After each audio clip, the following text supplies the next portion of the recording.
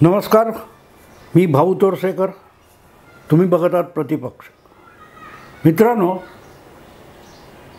आज 10 तारीख आहे आणि शिवाजी पार्क मैदानावरची महाराष्ट्र नवनिर्माण सेनेची भव्य दिव्य रॅली किंवा मेळावा म्हणतात, तो झाल्यानंतर जवळजवळ 20 तासांनी मी हा व्हिडिओ रेकॉर्ड करतो आहे. कारण जे काय घडलं त्यानंतर तात्काळ त्यावर प्रतिक्रिया देणं हा माझा स्वभाव नाही आहे. मी त्या घडलेल्या गोष्टी, भाषणं असतील, वक्तव्य असतील, याच्यावर विचार करतो, त्यावर इतरांनी दिलेल्या प्रतिक्रियासुद्धा तपासून बघतो आणि त्याचं जे आकलन होईल ते मांडत असतो. आणि म्हणूनच मला सहसा कुठल्याही विषयाला वेळ लागतो. कधीकधी तर 2-2, 3-3 आठवडे जुन्या गोष्टी घेऊनसुद्धा मी एखादा व्हिडिओ करतो. त्यामुळे राज ठाकरे यांनी आपल्या पक्षाचा जो मेळावा, जो वार्षिक मेळावा, जसा शिवसेनेचा दसरा मेळावा असतो तसा महाराष्ट्र नवनिर्माण सेनेचा गुढीपाडवा मेळावा असतो आणि तो वार्षिक असतो. आणि त्यामुळे मोठ्या अपेक्षेने लोक जमले होते. तसंच माझी अपेक्षा होती असं मी लपवणार नाही. पण म्हटलं तर अपेक्षा ज्या असतात त्या पूर्ण करण्याला समोरचा नेता किंवा जी व्यक्ती असते ती बांधील नसते. आपल्याकडे एक पद्धत आहे, तुमच्याकडून ही अपेक्षा नव्हती किंवा राज ठाकरेंकडून ही अपेक्षा नव्हती. मुद्दा असा असतो मित्रांनो की तुम्ही अपेक्षा बाळगता तेव्हा त्या माणसाने तुमच्याकडून काही अपेक्षा बाळगलेत, त्या आपण पूर्ण करतो का याचाही विचार झाला पाहिजे. असो, तर गेल्या काही महिन्यांपासून जे काय एक राजकारण घडत होतं, उलगडत होतं समोर, त्यातून राज ठाकरे हे यावेळेला महाविकास आघाडी किंवा महायुती यापैकी कोणाला जातील, कोणाकडे जातील याचं रहस्य कोणाच्याही मनात नव्हतं.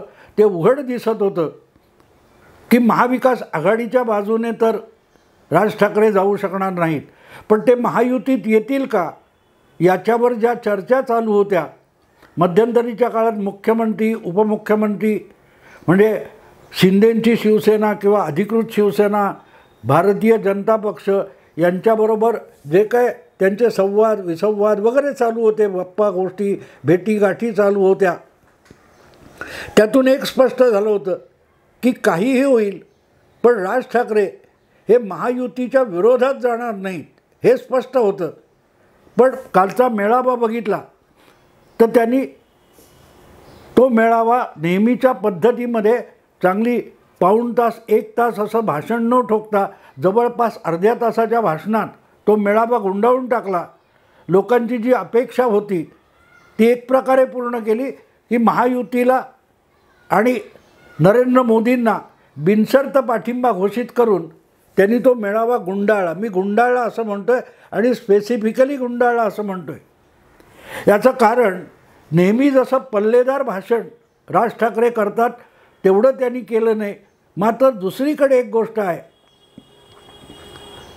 की इतक्या वर्षांच्या राज ठाकरेंच्या भाषणामध्ये मला पहिल्यांदा नेमके मुद्दे उपस्थित करणारं हे भाषण आहे असं वाटलं. पहिली गोष्ट म्हणजे आपण काय करतो आहे आणि त्याच्यावर जे विश्लेषण होतं वगैरे वगैरे याच्यावर बोलताना राज ठाकरे हे तब्बल म्हणाल किती 40 वर्ष 45 वर्ष मागे गेले. 1980 साली बाळासाहेब ठाकरे दिल्लीला इंदिराजींना भेटायला गेले होते याची आठवण त्यांनी करून दिली. आणि ती आठवण एवढ्यासाठी महत्त्वाची आहे की त्या 1980च्या इंदिरा बाळासाहेब ठाकरे यांच्या बैठकीमध्ये, भेटीमध्ये काँग्रेसला पाठिंबा देण्याचा आणि बिनशर्त पाठिंबा देण्याचा निर्णय बाळासाहेबांनी घेतला होता. आणि 1980ची विधानसभा निवडणूक बाळासाहेबांनी लढवलेली नव्हती. आणि जर माझे व्हिडिओ तुम्ही सातत्याने बघत असाल ज्यामध्ये अनेकांची तक्रार असते की भाऊंना राज ठाकरेविषयी सॉफ्ट कॉर्नर आहे, त्याचं कारणही मी वारंवार सांगत असतो की ज्यांनी 1975 ते 1985 या काळातली शिवसेना किंवा त्या काळातलं बाळासाहेबांचं राजकारण बघितलं किंवा समजून घेतलं नसेल, त्यांना मला आज राज ठाकरे यांच्यामध्ये कुठली क्षमता दिसते ते कळू शकणार नाही, हे मी वारंवार सांगत असतो. आणि नेमका त्याचाच संदर्भ राज ठाकरे यांनी 1980 साली इंदिरा बाळासाहेब भेटीतून दिलेला आहे. आणि तो संदर्भ एवढ्यासाठी महत्त्वाचा आहे की त्या भेटीनंतर बाळासाहेबांनी 1980च्या विधानसभा निवडणुकीमध्ये सरळ बिनशर्त पाठिंबा काँग्रेस पक्षाला दिला होता आणि विधानसभा निवडणूकच लढवली नव्हती. फरक एकच आहे की तुमचं ते राज्यसभा विधान परिषद मला नको असं राज ठाकरे जाहीरपणे म्हणाले. तसं बाळासाहेबांच्या बाबतीत झालेलं नव्हतं. बाळासाहेबांनी जो पाठिंबा दिला होता त्याच्या बदल्यात शिवसेनेला काँग्रेसने 2 विधान परिषदेच्या जागा दिल्या होत्या, ज्याद्वारे वामनराव महाडिक आणि प्रमोद नवलकर हे विधान परिषदेत निवडून गेलेले होते. हे लक्षात ठेवण्यासारखे मित्रांनो. जी साम्य मी सांगण्याचा प्रयत्न करतोय त्याचा ओझरचा उल्लेख राज ठाकरे यांनी गुढीपाडव्याच्या मेळाव्यात केला. आणि आपण काकांच्या पावलावर पाऊल टाकून जातोय असं सांगताना मी कोणाच्या हाताखाली काम करणार नाही. बाळासाहेब ठाकरे हे एकमेव व्यक्तिमत्व होतं की ज्यांच्या हाताखाली मी काम केलं. ते इतर कोणाच्याही बाबतीत शक्य नाही असं ज्यावेळेला ते सांगतात तेव्हा जाता जाता एक उल्लेख त्यांनी आणखीन केला की आणखी एकाला संधी दिली होती.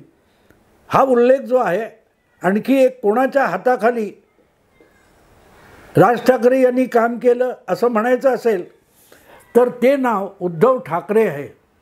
कारण महाबळेश्वरच्या अधिवेशनामध्ये मला वाटतं 1996-97 कधीतरी शिवसेनेचे जे अधिवेशन किंवा मेळावा झाला होता प्रमुख पदाधिकाऱ्यांचा, त्यामध्ये कार्याध्यक्ष हे नवं पद शिवसेनेत निर्माण करण्यात आलं आणि त्या पदासाठी उद्धव ठाकरे यांचं नाव राज ठाकरे यांनी सुचवलं होतं आणि बाळासाहेबांनी नंतर त्यावर शिक्कामोर्तब केलं. तेव्हा आपण हाताखाली काम करण्याची तयारी दर्शवली होती. तो आपला थोरला भाऊ किंवा थोरला चुलत भाऊ उद्धव ठाकरे होते, पण त्यांना त्याचा आशय आणि अर्थ कळला नाही असंही जाता जाता राज ठाकरे यांनी सांगितलं. नाव घेतलं नाही. आणखीन एकाला अशी संधी दिली होती पण ते जाऊ दे, त्याला कळलं नाही असं म्हणून राज ठाकरे आपल्या भाषणात पुढे निघून गेले. पण त्याखेरीज आपण कोणाच्याही हाताखाली काम करणार नाही असं जेव्हा राज ठाकरे म्हणतात तेव्हा महायुतीमध्ये बसून आपण कोणाचा वरचष्मा सहन करणार नाही, आपण स्वयंभू आहोत असं सांगताना आणखीन एक गोष्ट राज ठाकरेंनी सांगितली की हे जागा वाटप वगैरे मला काय पटत नाही, मला आवडत नाही, मी कधी हे उद्योग केले नाहीत. हां, 1995-96 केले असं ते म्हणाले. ती 1995ची विधानसभा निवडणूक होती आणि मला आठवतं कारण त्यावेळेला जो जागा वाटपावरून वादावादी झाली होती भाजप आणि शिवसेनेमध्ये, त्यावर मी त्याच वेळेला एका वर्तमानपत्रात संपादक होतो आणि मी अग्रलेख लिहिला होता. नकटीच्या लग्नाला 117 विघ्न असं काहीतरी, मी त्याला नकटीच्या लग्नाला 17 विघ्न असा एक आपल्याकडे वाक्प्रचार आहे, उक्ती आहे.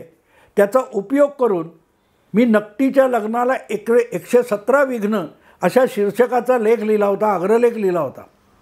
आणि तो 117 हा आकडा महत्त्वाचा होता. याचं कारण जे 1995 विधानसभेसाठी जागा वाटप शिवसेना भाजप यांच्यात झालं ते 288 जागांचं वाटप 171 आणि 117 असं झालं होतं.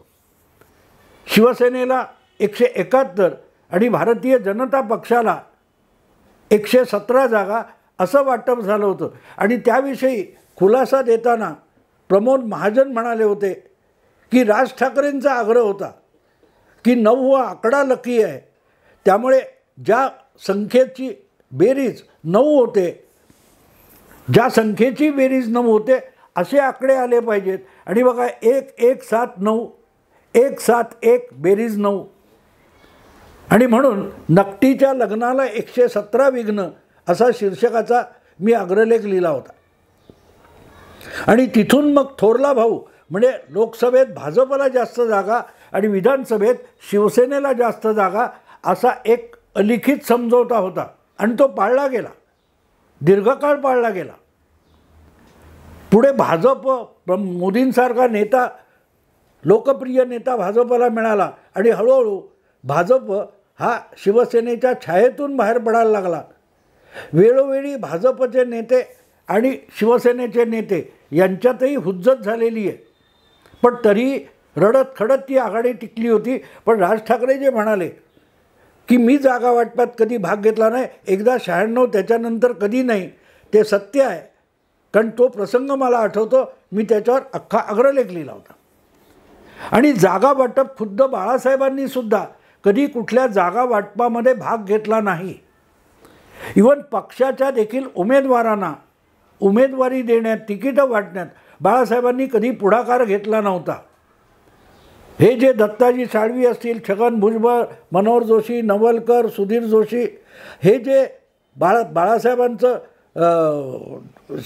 नेत्यांचं बारभाई मंडळ होतं, तेच लोक पक्षाच्या विविध होतकरू तरुणांना संधी देण्याचं आणि नेतृत्व सोपवण्याचं काम करत होते. आणि म्हणूनच कोण कुठला आमदार वगैरे होईल हे ठरवण्याचं मोठं स्वातंत्र्य बाळासाहेबांनी आपल्याला नेत्यांना देऊन टाकलं होतं. जागा वाटप किंवा तिकीट वाटप यात बाळासाहेब नव्हते. आज जेव्हा राज ठाकरे परत परत आठवण करून देतात की जागा वाटपात तुझं तिकडे घे, तुझं मला दे वगैरे भानगडीत मी नसतो, तेच बाळासाहेबांचं होतं. आणि अगदी स्वपक्षीय म्हणजे शिवसेनेच्या उमेदवारांना देखील कोणाला तिकीट द्यावं, कोणाला न द्यावं या भानगडीत बाळासाहेब पडत नव्हते. हे लक्षात घेण्यासारखं आहे, महत्त्वाची बाजू आहे ती. म्हणजे आपण आगामी राजकारणामध्ये आपल्या काकांच्या पावलावर पाऊल टाकून राजकारण करणार आहोत याची गॅरंटी, सध्या गॅरंटी हा शब्द खूप जोरात आहे. मोदी की गॅरंटी मतलब गॅरंटी पुरी होने की भी गॅरंटी, असं खुद्द पंतप्रधान नरेंद्र मोदी वेगवेगळ्या प्रचार सभांमधून दणकून सांगतात. राज ठाकरेंनी गुढीपाडव्याच्या मेळाव्यात त्यांचे जे पाठीराखे उत्साही लाखोच्या हजारोच्या संख्येने शिवाजी पार्कात जमले होते त्यांना ती गॅरंटी दिली की मी जागा वाटपाच्या, देवाणघेवाणीच्या आणि सौदेबाजीच्या राजकारणात पडणार नाही. आपल्याला आपला पक्ष उभा करायचा आहे आणि तो उभा करताना मी तडजोडीच्या मार्गाने जाणार नाही, खडतर मार्गाने जाणं मला पसंत आहे, जे माझ्या काकांना पसंत होतं. मित्रांनो, जनता पार्टी आणि सगळी उलथापालथ जी 45 वर्षापूर्वी झालेली होती त्यावेळेला बाळासाहेब ठामपणे उभे होते.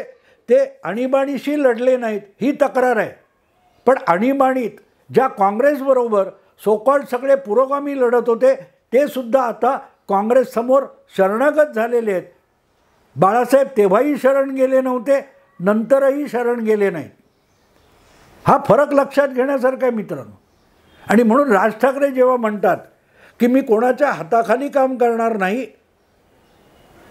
आणि मी जागा वाटप याच्यामध्ये सौदेबाजी करणार नाही, तेव्हा ते आपल्या कट्टर समर्थकांना एक आश्वासन देतात, आपण मेहनतीने आपला पक्ष उभा करू, वेळ लागेल पण आपल्याला स्वयंभूपणे महाराष्ट्राची अस्मिता जपायची आहे, त्याच्यासाठी उसनी उसनवारी वगैरे करायची नाही, आपण आपल्या पायावर उभं राहायचं आहे. आणि हे सांगताना जाता जाता त्यांनी परत एकदा उद्धव ठाकरे या आपल्या चुलत भावाला सुद्धा सणसणीत टोमणा मारला. जागा वाटपात जी काही चर्चा मध्यंतरी ऐकायला आली होती की दक्षिण मुंबईची एक जागा बाळा नांदगावकर यांना दिली जाईल, मनसेचा उमेदवार म्हणून दिली जाईल, पण त्याने सुद्धा धनुष्य बाणावर किंवा कमळ निशाणीवर उभं राहावं अशा ज्या चर्चा माध्यमातून चालू होत्या तेव्हा कुठलीही प्रतिक्रिया राज ठाकरे किंवा मनसेने दिलेली नव्हती. पण ते सुद्धा राज ठाकरेंनी गुढीपाडव्याच्या मेळाव्यात सांगून टाकलं की दुसऱ्याच्या चिन्हावर नाही, जे काय होईल ते आपल्या चिन्हावर होईल, आपल्या निवडणूक चिन्हावर होईल. आणि हे चिन्ह आपल्याला कोणी आयतं दिलेलं नाही, हे आपण आपल्या कष्टातून मेहनतीतून मिळवलेलं चिन्ह आहे. ही आपली प्रतिष्ठा आहे. रेल्वे इंजिन नावाचं पक्षाला मिळालेलं चिन्ह ही आपली कमाई आहे, आपली पुण्याई आहे. असं ज्या प्रकारे सांगितलं ते अनेक विश्लेषकांच्याही लक्षात आलेलं नाही. ही आयती मिळालेली नाही, ही आपण कमावलेली निशाणी आहे. असं जेव्हा राज ठाकरे म्हणतात तेव्हा ते सांगतात की तुमचं धनुष्यबाण निशाणी गेली कारण ती तुम्ही कमावलेली नव्हती, ती वडिलार्जित इस्टेट होती, ती तुम्ही बुडवलीत. शिवसेना हे नाव आणि शिवसेनेची धनुष्यबाण निशाणी उद्धव ठाकरे यांनी गमावली. हे त्यांचं नाव न घेता राज ठाकरेंनी त्या गुढीपाडव्याच्या सभेत सांगून टाकलं. लक्षात घ्या मित्रांनो, हे बारकावे असतात, हे समजून घ्यावे लागतात की कसं का असे ना माझ्या पक्षाला मतं किती आहेत, टक्के किती आहेत, जागा किती आहेत, निवडून कोण आले, ही गोष्ट दुय्यम आहे. पण स्वाभिमानाने आम्ही आजही आपला पक्ष म्हणून उभे आहोत आणि आमचं नामोनिशाण शिल्लक आहे. आमचे चुलत बंधू ज्यांना वडिलार्जित वारसा मिळाला, वारशामध्ये पक्ष मिळाला, पक्षाचं चिन्ह मिळालं, त्यांनी आपल्या कर्तृत्वाने किंवा नाकर्तेपणाने वडिलार्जित वारसा आणि वडिलार्जित पक्ष आणि चिन्ह गमावलं. हे राज ठाकरे यांनी अतिशय चाणाक्षपणे सांगून टाकलेलं आहे. आणि म्हणून त्यांनी सांगितलं की पक्ष टिकवला आहे, निशाणी पण टिकवली आहे, कारण ती आपण कमावलेली आहे. तर दुसऱ्याच्या चिन्हावर लढणं असं म्हटल्यानंतर काही लोक माझ्या ज्ञानात भर घालतील. असं असेल तर कमळ निशाणीवर बाळासाहेबांनी सुद्धा 1984ला 2 उमेदवार उभे केले होते, मनोहर जोशी आणि वामनराव महाडिक. पण एक लक्षात ठेवा, 1984मध्ये शिवसेना हा प्रादेशिक पक्ष म्हणून सुद्धा मान्यताप्राप्त पक्ष नव्हता. शिवसेनेला स्वतःची निशाणी नव्हती. अनेक ठिकाणी वेगवेगळ्या चिन्हावर उमेदवार लढत होते. कोणाला ढाल तलवार, कोणाला नारळाचं झाड, अशा वेगवेगळ्या निशाण्या मिळालेल्या आहेत. का तर शिवसेना म्हणून मुंबई महापालिका वगळता शिवसेनेला स्वतःची निशाणी नव्हती. आणि म्हणून लोकसभेच्या निवडणुकीत अपक्ष लढण्यापेक्षा बाळासाहेबांनी 84ला महाडिक आणि ते मनोहर जोशी यांना कमळ निशाणीवर लढवलं होतं. आणि इथे राज ठाकरे जेव्हा म्हणतात की आपण मेहनत करून मिळवलेलं निशाण आहे, रेल्वे इंजिन हे कोणी आयतं दिलेलं नाही. उद्धव ठाकरेंना आयती वडिलार्जित धनुष्यबाण ही निशाणी मिळाली होती, ती त्यांनी गमावली आणि मग मशाल आता मिळवली. ती मशाल टिकवून दाखवा, हे आव्हानसुद्धा एक प्रकारे राज ठाकरे यांनी या भाषणातून उद्धव ठाकरे यांना दिलेलं आहे. आणि म्हणून मी सांगितलं ना, अतिशय छोटं भाषण, गुढीपाडव्याच्या वर्षानुवर्ष चाललेल्या या मेळाव्यामध्ये सर्वात छोटं भाषण राज ठाकरे यांनी यावेळेला केलं आहे, हे लक्षात घेतलं पाहिजे आपण. पण जाता जाता त्यांनी ज्या गोष्टी सांगितल्या, आणि आपण गेल्या लोकसभेला मोदी हटावसाठी जोरदार सभा घेतल्या, निवडणुका लढवल्या नाहीत, एकही उमेदवार उभा केला नाही, पण मोदींना पाडण्यासाठी आपण जोरदार तोफखाना चालवला होता, याची आठवण राज ठाकरेंना आहे. पण ते करताना ज्यांनी आपल्याला पुढे केलेलं होतं तरी ते आपल्याला पटलेलं होतं म्हणून आपण केलं, पण आज त्यातून आपण बाहेर पडलो असू तर ते पण प्रामाणिकपणे कबूल करण्याची हिंमत आपल्याकडे आहे, हे सांगण्यासाठीच राज ठाकरे यांनी फार विवादात आत्ता न जाता थेट मोदींना बिनशर्त पाठिंबा जाहीर करून टाकलेला आहे. आणि बिनशर्त पाठिंबा म्हणजे पण त्यांनी इकडे तिकडे केलं नाही, थेट सांगितलं की या लोकसभा निवडणुकीत मनसेचा, भाजप, शिवसेना आणि राष्ट्रवादी म्हणजे अर्थातच एकनाथ शिंदे, देवेंद्र फडणवीस आणि अजितदादा पवार यांच्या पक्षांना आपण पाठिंबा दिलेला आहे आणि बिनशर्त पाठिंबा दिला आहे, त्याच्या बदल्यात काहीही घेतलेलं नाही. हे सुद्धा राज ठाकरे यांनी स्पष्टपणे सांगून टाकलं. विधानसभेच्या तयारीला लागा हा पुढला संदेश आहे. आपण प्रादेशिक पक्ष आहोत आणि जोपर्यंत प्रादेशिक पक्ष म्हणून या मराठी मातीमध्ये आपण पाय रोवून घट्ट उभे राहत नाहीत, आपली पाळंमुळं या मातीमध्ये रुजत नाहीत, तोपर्यंत उगाच मोठ्या पल्लेदार गर्जना आणि वल्गना करून काहीही उपयोग नाही, हे आपल्या कार्यकर्त्यांना राज ठाकरेंनी समजावलेलं आहे. पण त्याच शब्दामध्ये विधानसभेच्या तयारीला लागा हा इशारा जो आहे तो महायुतीला सुद्धा आहे. महायुतीला सुद्धा आहे की आम्ही विधानसभेत तुमच्याबरोबर असू याची गॅरंटी नाही. तुम्हाला तडजोड करावी लागेल, कारण आम्ही तडजोड करत नाही. आणि म्हणून लोकसभेला बिनशर्त पाठिंबा दिला आहे, पण विधानसभेला सुद्धा आम्ही गुपचूप पाठिंबा देऊ किंवा तुमच्या अटी शर्तीवर तुमच्याकडे येऊ या भ्रमात राहू नका, हा महायुतीला दिलेला इशारा आहे. अर्थात 6 महिन्यात आणखीन समीकरणं कशी कशी बदलतील हे आत्ता सांगता येत नाही. पण एक गोष्ट आहे मित्रांनो, एक गोष्ट आहे की जिथे जिथे आज ज्या 20, 25, 30 मतदारसंघामध्ये थोडी बहुत मनसेची ताकद आहे, तिथले कार्यकर्ते जितक्या जोशात महायुतीचं काम करतील आणि महायुतीच्या लोकसभा उमेदवारांना अधिकाधिक मतं मिळवून देतील, त्याच्यावर राज ठाकरे लक्ष ठेवून असणार आहेत. ते प्रचारात उतरतील, सभा घेतील, हा विषय दुय्यम आहे. पण जिथे जिथे राज ठाकरेंचं संघटन मजबूत आहे, लढाई करण्यासारखं आहे, अशा ठिकाणी त्या शिवसेनेच्या, राष्ट्रवादीच्या किंवा काय म्हणतात शिवसेना उद्धव ठाकरे आपला शिवसेना शिंदे, अजितदादा राष्ट्रवादी किंवा भाजपच्या उमेदवाराला कुठल्या विधानसभा मतदारसंघामध्ये किती प्रमाणात मतं मिळतात, यापूर्वी किती मिळालीत आणि मनसेच्या पाठिंब्याने किती आलीत याचा अभ्यास राज ठाकरे यांची टीम करणार याविषयी माझ्या मनात शंका नाही. आणि एकदा तो आढावा हाताशी आला मगच विधानसभेच्या निवडणुकीत कोणाबरोबर जायचं किंवा जायचं नाही किंवा स्वबळावर लढायचं याचा निर्णय घेण्याचं स्वातंत्र्य राज ठाकरेंनी स्वतःकडे ठेवलं आहे.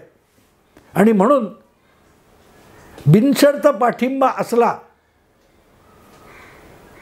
तरी बिनशर्त पाठिंब्याची गॅरंटी जी आहे ती गॅरंटी सशर्त आहे. बिनशर्त पाठिंबा लोकसभेसाठी आहे, पण बिनशर्त पाठिंबा हा विधानसभेसाठी नाही. ती वेळ येईल तेव्हा आमच्या अटीवर काहीतरी करावं लागेल, ही त्यातली अट आहे. मित्रांनो, आत्ता थांबतो. आवडलं लाईक करा, शेअर करा, सबस्क्राईब करा. नमस्कार.